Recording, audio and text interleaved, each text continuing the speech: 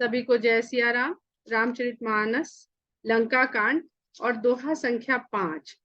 बहुत ही सुंदर दोहा। हमें लगता है इतने सारे किसी शब्द के पर्यायवाची रामचरितमानस में पहली बार आए होंगे। वो है समुद्र, सिंधु के पर्यायवाची। तो आगे हम लोग बढ़ते हैं इस दोहे को पढ़ते हुए, क्योंकि कल यहाँ तक पढ़ चुके हैं। बांध्यो वन निधि नीर निधि जलधि सिंधु बारिश, सत्य तोय निधि कंपति उदधि पयोधि नदीस। जब रावण को ये सूचना मिली कि समुद्र के ऊपर सेतु बांध लिया गया है, तो वह अपने आप से पूछता है, क्या सचमुच में ही ऐसे इस समुद्र की जितनी भी उसको पर्यायवाची याद आए, वो सबको देख के सोचता है मन में कि क्या सचमुच ऐसे समुद्र को बांध लिया गया है। आगे कहते हैं, तुलसीदास जी लिखते हैं, निज विकलता विचारी बहोरी, बिहासी गयो गृह करी भय भोरी। अब भरी सभा में उसके पास ये सूचना आई है, तो भीतर से व्यक्ति घबराए तो सोचता है कि उसके चेहरे पे वो घबराहट प्रकट ना होने पाए, खासकर जब वो अपनी सभा में बैठा हुआ। तो वही यहाँ पर इस तरह का मनोविज्ञान तुलसीदास जी दिखा रहे हैं कि अपनी व्याकुलता को उसने जब समझा कि अरे मैं तो भीतर से व्याकुल हो रहा हूं ये खबर सुन करके, तो ऐसा ना हो कि जिस सभा में मेरा इस तरह का वर्चस्व बना हुआ है, मेरी प्रभुता कायम है, वो मेरे चेहरे के भाव से और हाव भाव से कहीं प्रकट ना हो जाए कि रावण हिल गया है, रावण के मन में चिंता आ गई है। तो इसको विचार करके बिहसी गयो ग्रह करी भय भोरी, हंसा ऊपर से, भीतर से व्याकुल हुआ और ऊपर से हंसा, और हंस के उसने अपने मन में आए हुए इस शंका को, भय को ऊपर से ऐसे दिखाया कि मैं कोई भयभीत नहीं हूं। तो जब हम कहते हैं ना डर लग रहा हो, तो बार बार कहो कि हमें डर नहीं लग रहा है, तो डर लगना धीरे धीरे खत्म हो जाता है।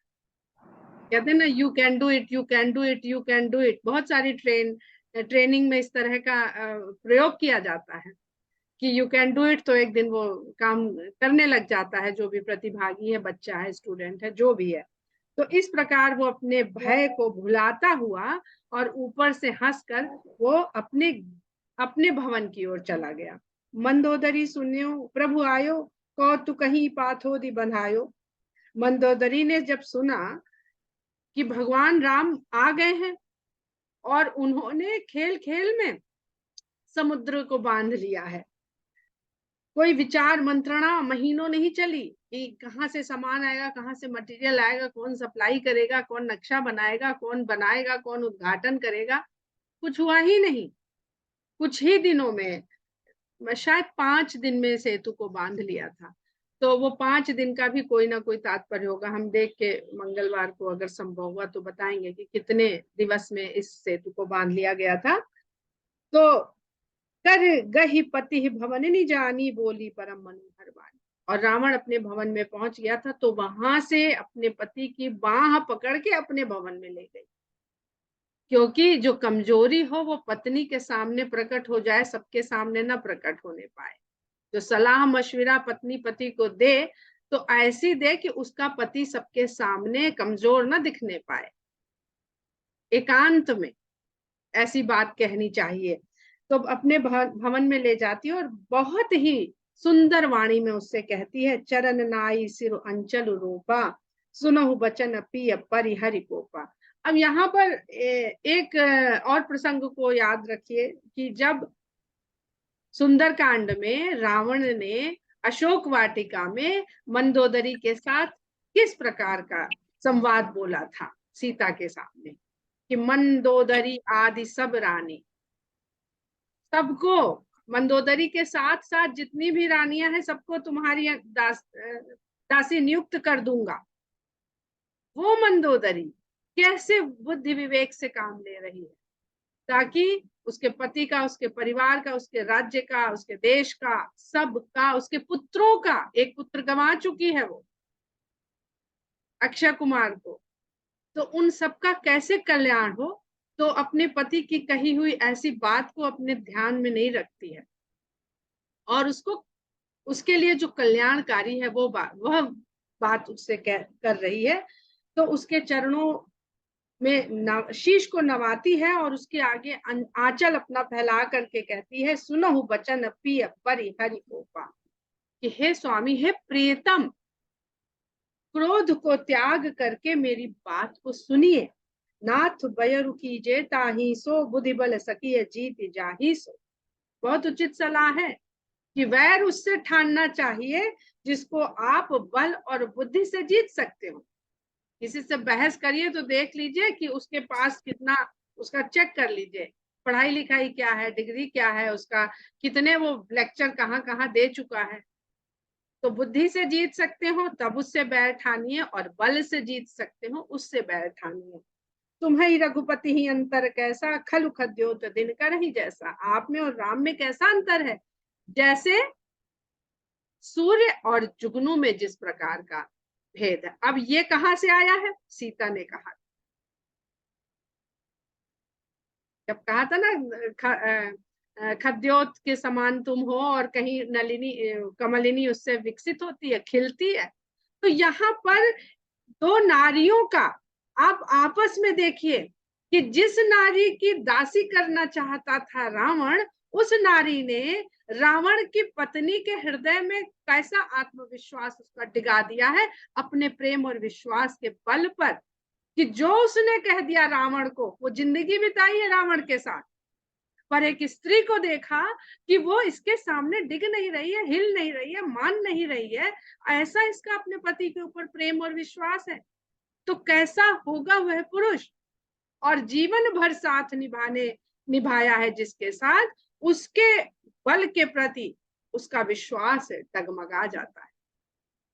तो रावण के आसपास के लोगों का विश्वास डगमगाने लगा है। तो कहती है कि आप में और राम में तो ऐसा ही भेद है, ऐसा ही अंतर है जैसे सूर्य और जुगनू के बीच होता है। अति बल मधुकैटभ जहि मारे, महावीर दिति सुत संहारे, जहि बलवान सहज भुज मारा, कोई अवतारे हरण नहीं पाए। और वो भगवान के उन अवतारों का जिक्र करने लगती है कि इस तरह का जो प्रताप है, जो तेज है, जो प्रभाव है उनके आसपास रहने वालों पर, ये तो ईश्वर के समान आस्था है। ऐसी आस्था किसके ऊपर होती है, ऐसी आस्था केवल ईश्वर के ऊपर होती है। तो सीता की जो आस्था राम के प्रति है वो तो ईश्वर जैसी है, और ईश्वर के क्या क्या कृत्य हो चुके हैं, जिन्होंने मधुकैटभ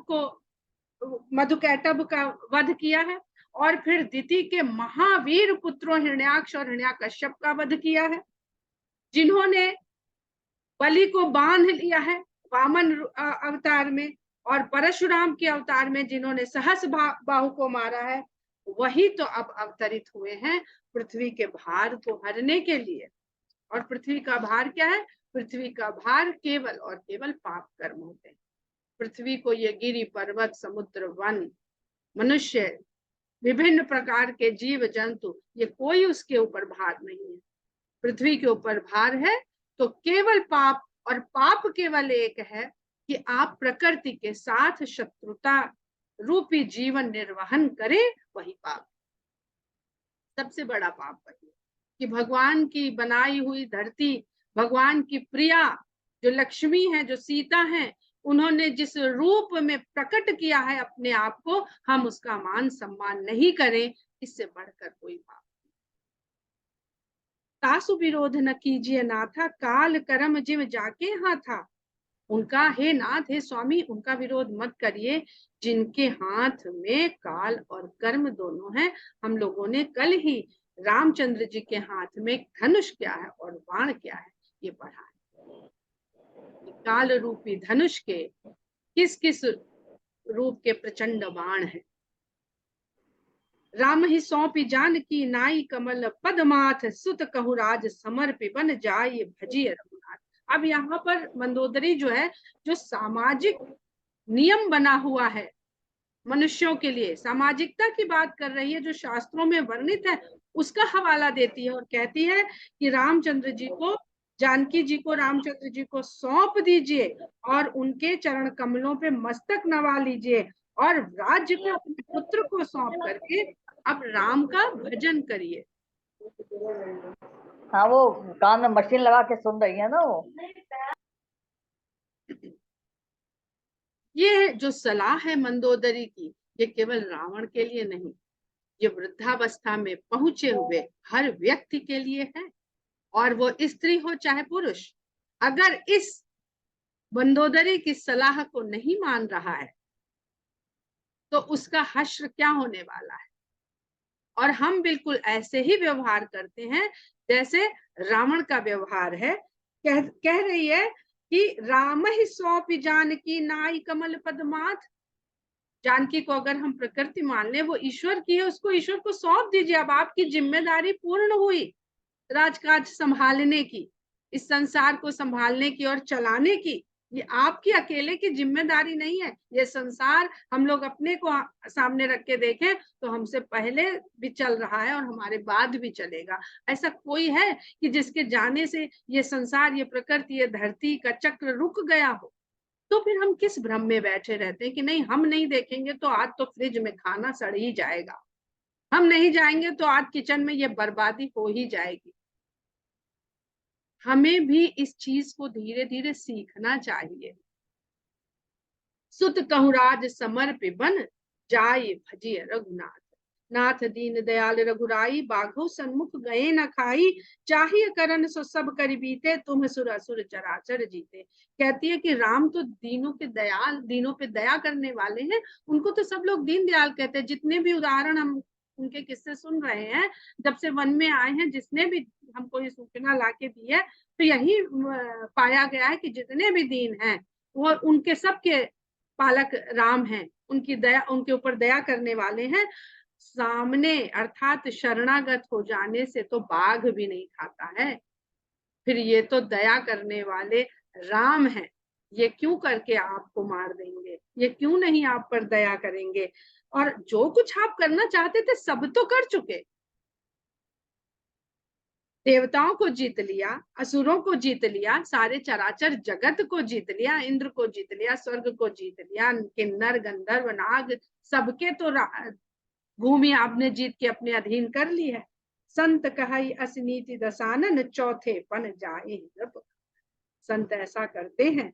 नीति बता रही है रावण को कि हे दशानन, संतों की बताई हुई नीति है कि चौथे पन में अर्थात चौथे आश्रम में प्रवेश करने पर राजा को वन में चले जाना चाहिए, जैसे मनोहर शत्रुपा जी चले गए थे। तासु भजन कीजी है तह भरता, जो करता पालक संघरता। और वन में जा करके उसका भजन करिए जो सभी चीजों का करता भी है, पालन करता भी है और संहार करता भी है।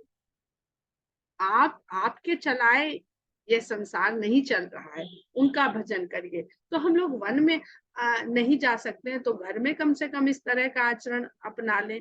आजकल लोग बहुत बुराई करते हैं, बहुत बुराई करते हैं ओल्ड एज होम की। कभी सोचा है कि ओल्ड एज होम की आवश्यकता आ क्यों पड़ रही है? या इसलिए आ पड़ रही कि सारे बच्चे नालायक हो गए हैं, या इसलिए पड़ रही है कि हम घर गृहस्थी और संसार को छोड़ नहीं पा रहे हैं? हम बात करते हैं अपनी संस्कृति की, और उस संस्कृति का पालन कितना कर रहे हैं? हम जैसे जैसे वृद्ध हो रहे हैं, हम वैसे वैसे जकड़ रहे हैं घर गृहस्थी और संसार को। बिरले हैं एक दो लोग जो घर में रहते हुए त्याग देते हैं। अरे वह हमारे यहाँ तो वन में जाने को लिखा है, वो तो फिर भी ओल्ड एज होम में रख रहा है आपकी संतान आपको, जहाँ सब प्रकार की सुविधा है, मेडिकल सुविधा है। पर वन में छोड़ने का अर्थ ये नहीं था कि वो जानवरों के खा जाने के लिए रखाया, अपनी इच्छा से जाते थे। और वहां पर आश्रम स्थित होते थे, विभिन्न प्रकार के आश्रम ही तो होते थे वन में, ऋषि मुनि रहते थे। तो अगर आश्रम में छोड़ आया तो क्यों? ये पाश्चात्य सभ्यता का असर है जो हम आश्रम में छोड़ आने वाले माता पिता के लिए आज बच्चों को दोष देते हैं। कोई भी कार्य करेगा, संसार को आगे ले जाएगा कि बूढ़े माँ बाप को ढोएगा, सुनने में बहुत बुरा लगता है। पर अगर यही करता रहेगा और हमने यही सोच के संतान उत्पत्ति की है कि ये हमारे बुढ़ापे में हमारी लाठी बनेगा, तो ये हमारा स्वार्थ है। हम संसार को वो नहीं देना चाहते हैं जो प्रकृति संसार को देना चाहती। हम सिर्फ अपने स्वार्थ के लिए सोचते हैं, क्योंकि हमने सोचा ही ऐसे, हमने सीखा ही ऐसे, हमको आता ही नहीं है स्वार्थ से अलग हट करके सोचना। पुत्र त्यागना तो बड़ी दूर की बात है, हम मकान तो त्याग नहीं पा रहे हैं। आगे कहती है कि सोई रघुबीर प्रणत अनुरागी भजहु नाथ ममता सब त्यागी। जब तक ममता का त्याग नहीं करेंगे रघुबीर का भजन हो नहीं पाएगा। तो सब प्रकार की ममता को त्याग दीजिए, सब चीज, राजकाज, पुत्र, परिवार, पत्नी, रानियां, महल, सोने की लंका, पुष्पक विमान, सब तरह की ममता को त्याग करके हे स्वामी आप राम की शरण हो जाइए, उन्हीं के शरण में जाकर के आप उनका भजन कीजिए। मुनि बर जतन करहि जहि लागी, भूप राज तज होहि विरागी। जिनके शरणागत होने के लिए मुनि लोग यत्न करते हैं। मुनि तो जवानी में चले जाते हैं, युवावस्था में चले जाते हैं वन को, आश्रम को, गुरु की शरण में, और राजा लोग वृद्धावस्था में चले जाते हैं, वैरागी हो जाते हैं। तो राम से जुड़ने के लिए त्याग करना पड़ता है। राम यही तो दिखा रहे हैं, यही तो सिखा रहे हैं। सोई कौशलाधीश रघुराया, आयो करन तो ही परदाया। लोग तो उसको पाने के लिए छोड़ के वन में जाते हैं अपना राजकाज, और वो कौशलाधीश, कौशल के स्वामी राम आप पर दया करने के लिए स्वयं आपके द्वार पर आके खड़े हो गए हैं। और आपको समझ में नहीं आ रहा है, जिसका मोह नहीं छूटता है उसको भी भगवान जाते हैं उसके द्वार पर कि उसका मोह छूट जाए, उसका अहंकार छूट जाए। पर रावण जैसी प्रवृत्ति उस व्यक्ति के भीतर होती है, तो भगवान सामने खड़े होके भी बताएंगे कि त्याग कर दो, वैराग ले लो मेरी तरह। मैं तो युवावस्था में युवक हूं, मैं तो चला आया हूँ वैरागी होकर के, सब कुछ त्याग करके। यही समझाना चाह रही है। आगे देखते जाइए कि क्यों ईश्वर कह रही है वो राम को, क्योंकि राम को त्याग आता है, राम को वैराग्य आता है। भोग की आयु में उन्होंने वैराग्य धारण कर लिया है। जिस समय राजा होना था वो सब त्याग होकर के वनवासी हो गए हैं। तो कहती है सोई कौशलाधीश रघुराया, आयु आयु करण तो ही परदाया। जौ पिय मानहु मोर सिखावन, सुजस होई तिहुपुर अति पावन। अगर मेरा कहना मानेंगे तो आपका भी सुंदर यश तीनों लोगों को पवित्र करेगा। तो तीनों लोगों को किसका यश पवित्र कर रहा है, रावण का या राम का, त्याग करने वाले का या भोग करने वाले का? तो भी हमको नहीं समझ में आती है बात, और हम यश चाहते हम भी यश है, पर त्याग की भावना मन में आती नहीं है। अस कही नयन नीर भर गही पद कंपित गात, नाथ भजऊ रघुनाथ अचल होई अहिबात। ऐसा कहते हुए उसकी आंखों में आंसू भर आते हैं, और वो रावण के चरण पकड़कर कांपते हुए शरीर से कहती है कि हे नाथ, रघुनाथ का भजन करिए जिससे मेरा सुहाग अमर हो जाए। तब रावण मैं सुता उठाई, कहे लाग खल निज प्रभुताई। तब रावण ने मैं की पुत्री मंदोदरी को उठाया और बड़े प्रभुता के साथ अपनी बड़ाई करने लगा, अपने प्रभुत्व का बखान करने लगा। सुनते प्रिया वृथा भय माना, जग जोधा को मोहि समाना। कहता हे प्रिया, तू व्यर्थ में ही भयभीत हो रही है, क्यों अपने मन में इस प्रकार के भय को मान के बैठी है? भला बता तो इस संसार में मेरे समान योद्धा कौन है? वरुण कुबेर पवन जमकाला, भुजबल जिते हूँ सकल दिक्पाला। वरुण को, कुबेर को, पवन को, यम को जो काल है, और अपनी भुजाओं के बल से मैंने सभी दिशाओं के पालकों को, अर्थात इस धरती पर जितने भी राजा, जितने भी पालक हैं अपने अपने क्षेत्र के, बताओ तो मैंने किसको नहीं जीत लिया है? अगर नहीं जीत पाया है तो केवल अपनी इंद्रियों को नहीं जीत पाया है, सारी भौतिक वस्तुओं को जीत के बैठा है पर स्वयं को ही नहीं जीत पाया है। देव धनुज नर सब बस मोरे, कवन हेतु उपजा भय तोरे। देवता और दानव सभी और मनुष्य सभी तो मेरे वश में हैं, भला फिर क्यों कर तेरे मन में इस तरह का भय पैदा हो रहा है? नाना विदित ही कहे बुझाई, सभा बहोरी बैठी सो जाई। सभा से भाग के आया था भवन में आया तो मंदोदरी शिक्षा देने लगी, तो भवन से भाग के फिर गया सभा में। विचलित व्यक्ति की यही अवस्था होती है, एक जगह चैन नहीं पड़ता, क्योंकि भीतर से तो विचलित हो चुका है ना, भीतर उसके व्याकुलता व्याप्त हो चुकी है। तो कोई मिले तो कह दे कि नहीं नहीं, उसकी जैसी बात बोल दे तो उसको थोड़ी देर के लिए शांति मिल जाए। तो बहुत प्रकार से मंदोदरी को समझाता बुझाता है और फिर जाकर के सभा में आ जाता है। मंदोदरी हृदय अस जाना काल वश्य उपजा अभिमान। मंदोदरी ने जान लिया कि काल के वशीभूत हो चुका है रावण, उसका काल निकट आ गया है, इस कारण उसके मन में अभिमान पैदा हो गया है, वो जा नहीं रहा है। सभा आई मंत्री कहीं बूझा, करब कवन विधि रिपुस जूझा। अब मंदोदरी ने बता दिया है और सभा में भी पता चल गया है कि भाई शत्रु की सेना आ तो गई है समुद्र पार करके, तो युद्ध तो अब होएगा। अब आके यहाँ खाते पीते तो बैठे नहीं रहेंगे कि पिकनिक मनाने आए हैं, डेरा डाल दिया है, कुछ दिन पिकनिक मनाएंगे सी बीच पे और चले जाएंगे। तो कहता है कि भाई बताइए किस प्रकार इनसे जूझा जाए, किस प्रकार युद्ध किया जाए।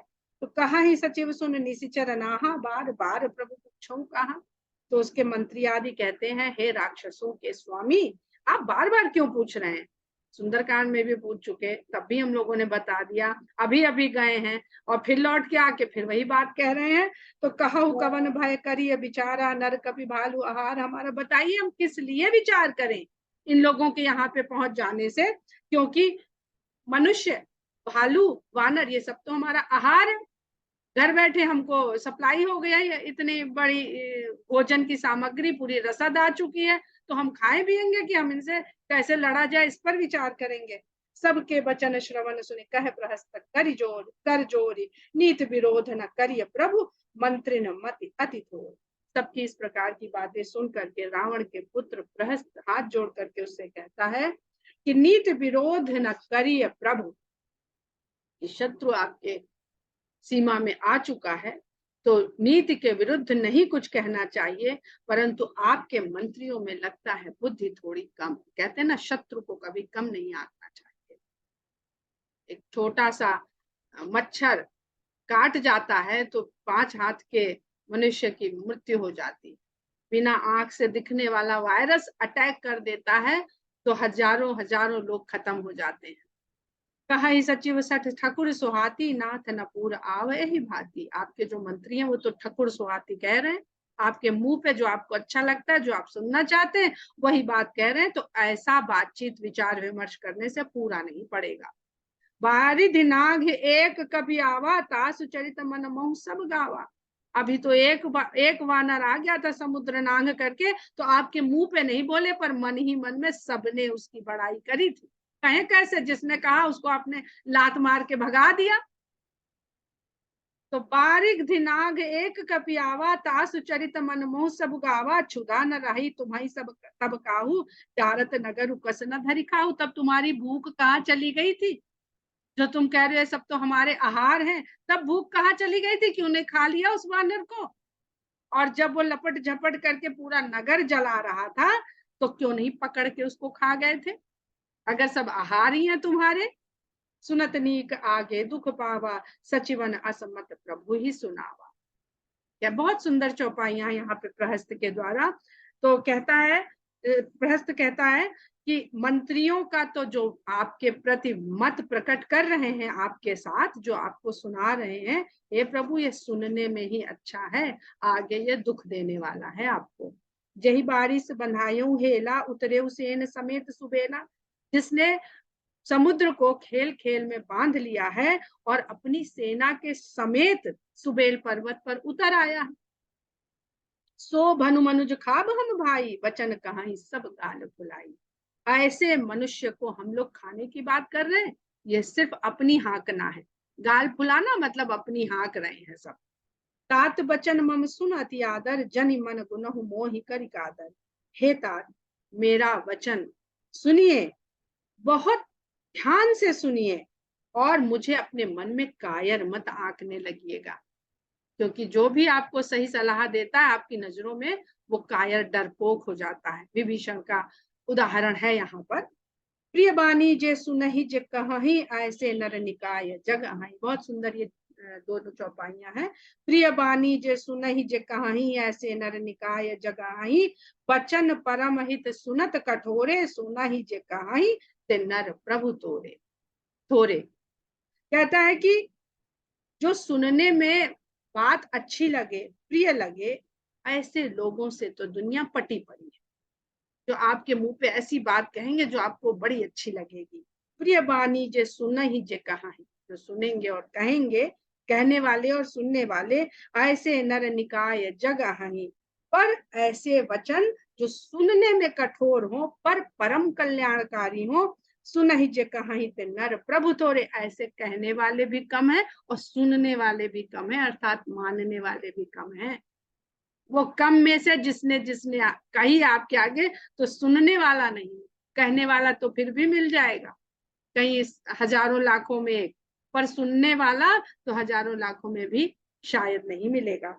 वचन परम हित सुनत कठोरे, सुनहि जे कहई ते नर प्रभु थोरे, प्रथम बसीठ पठौ सुन नीति, सीता देई करहु पुनि प्रीति।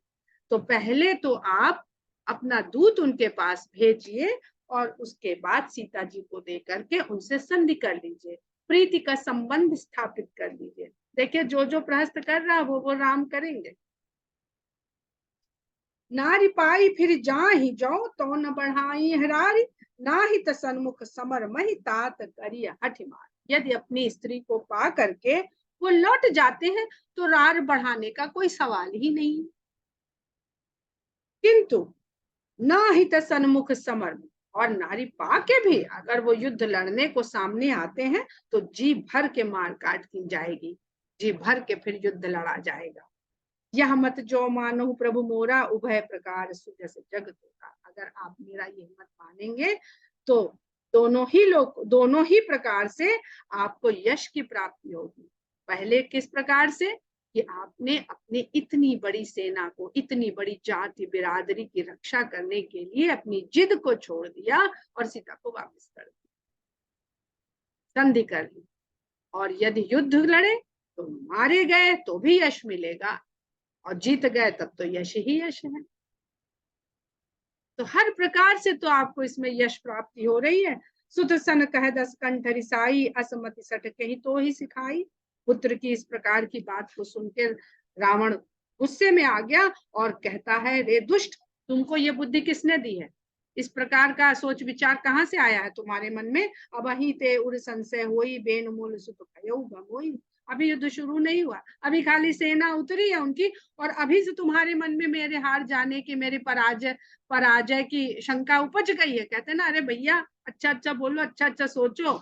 वही रावण बात कह रहा कि पहले ही से तुमने अपशकुन कर दिया इस बात का। वो स्वयं उसने तो नहीं कहा कि तुम हार जाओगे, उसने कहीं नहीं कहा कि तुम हारे जाओगे या मारे जाओगे, उसने तो यही कहा कि आपको यश ही यश मिलेगा दोनों ही प्रकार में। पर वो तो भीतर से डरा हुआ है ना, तो वो कह रहा है कि तेरे मन में अभी से शंका आ गई है, तू बेनु मूल सुत भयो गमोई। तो बांस के वृक्ष की जो जड़ होती है उसमें तू घुन के समान पैदा हुआ, अर्थात मेरे तो कोई गुण आई नहीं। सुनि पितु गिरा परुष अति घोरा, चला भवन कही बचन कठोरा। पिता के इस प्रकार के कठोर वचन सुन करके वह भी वहां से कठोर वचन कहता हुआ अपने भवन को चला गया। हित मत तो ही न लागत कैसे, काल विबस कहूं भेषज जैसे। अपने लिए जो हितकारी बात है वो भी तो आपको नहीं सुहा रही है, तो ऐसा ही मालूम हो रहा है जैसे किसी रोगी को अगर वो काल के वशीभूत हो गया, उसका मरना ही तय है, तो वो औषधि को लेने के लिए कभी तैयार नहीं। उसको नहीं लगता है कि ये औषधि लेने से उसका स्वास्थ्य सुधर सकता है, उसकी जान बच सकती है। संध्या समय जानी दस सीसा, भवन चले निरखत भुज बीसा। और अब संध्या हो गई है, दरबार को स्थगित करने का समय हो गया है, ऐसा जान करके रावण वहां से उठता है और अपने भवन की ओर चलता है और अपनी भुजाओं को, 20 भुजाओं को देखता हुआ जाता है।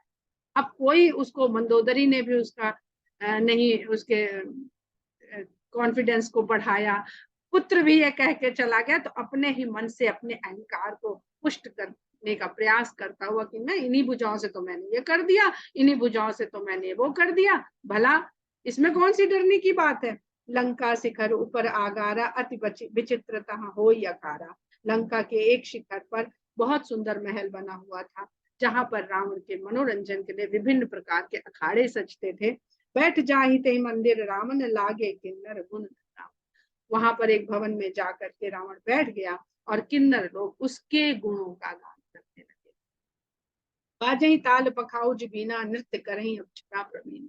विभिन्न प्रकार के ताल मृदंग पखावज वीणा इत्यादि बज रहे हैं और अप्सराएं नृत्य में प्रवीण अप्सराएं वहां पर नृत्य कर रही हैं। सुना शीर सत सरिस सो संतत करई विलास परम प्रबल रिप शीस पर कर्त्यप सोच न। सैकड़ों इंद्रों का जो भोग विलास इंद्र के यहाँ उपस्थित होता है, मौजूद होता है स्वर्ग में, ऐसा सैकड़ों गुना भोग विलास रावण के यहाँ मौजूद है। उसमें वो अपना मनोरंजन कर रहा है, भोग विलास कर रहा है। सिर पर शत्रु आ खड़ा हुआ है, परंतु उसको न सोच है न किसी प्रकार की कोई चिंता। दोहा संख्या 10 पर हम लोग आज की कथा का विराम करते हैं। जय सिया राम।